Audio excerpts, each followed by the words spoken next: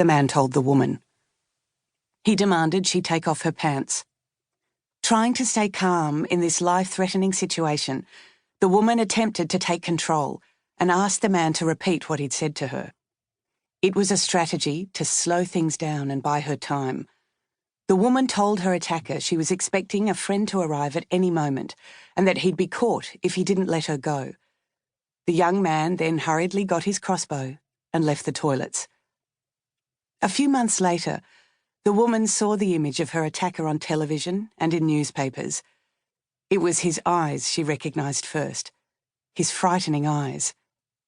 His name was Kurt Michael Dumas, and he was in the media because he'd been charged with murdering a young woman with a crossbow. Kurt Dumas and Lyndall Martin were friends. The pair, aged 20 and 19 respectively, had known each other around 3 years.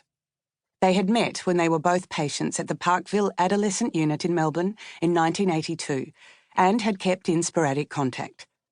Ms. Martin lived with schizophrenia, and Dumas had psychiatric conditions that had already seen him hospitalised several times.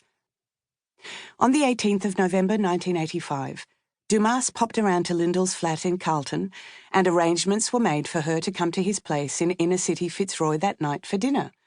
It had been several months since they had seen each other. What exactly went on in the flat that evening is not known, but Lyndall Martin never made it home.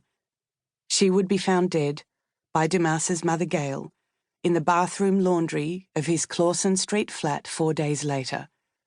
The Sun reported that a 14-centimetre steel-tipped arrow was embedded in Lyndall's abdomen.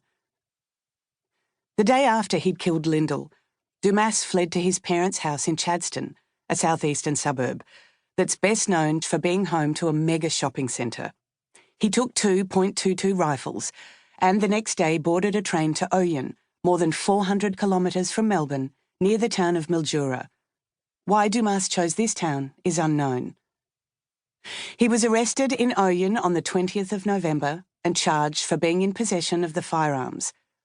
Sergeant Paul Gunning, the arresting officer, followed his copper instinct and spoke to Dumas just outside the town. Dumas told Sergeant Gunning he was in the area for hunting, hence the rifles. While Dumas pretended to look for his shooter's licence, he didn't have one. The policeman saw an array of other things in the bag, including a knife, which Dumas said he used for skinning rabbits. Dumas gave the sergeant a false name and address. On the 21st of November, he returned to Melbourne, to his flat, where Lyndall was still on the bed. Dumas moved her body to the bathroom laundry and covered it with towels, which is how she would be found the next day.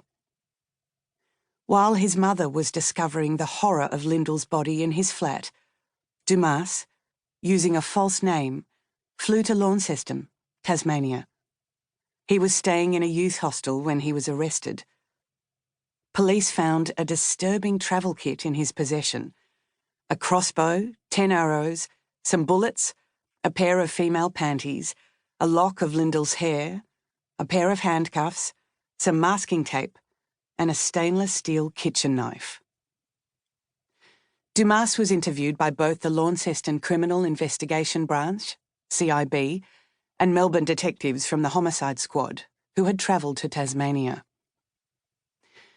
During the August 1986 coroner's court inquest into Lyndall's death, the court heard that after his arrest, Dumas admitted that he had killed Lyndall.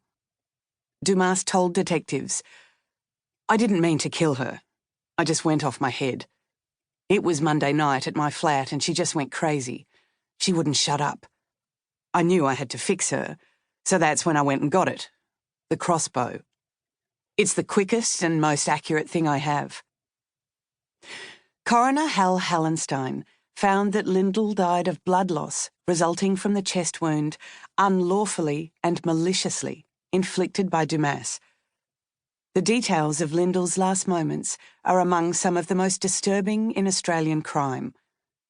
The Sydney Morning Herald reported on the 5th of August 1986 that police alleged Dumas bound Lyndall with masking tape and crepe bandages before killing her.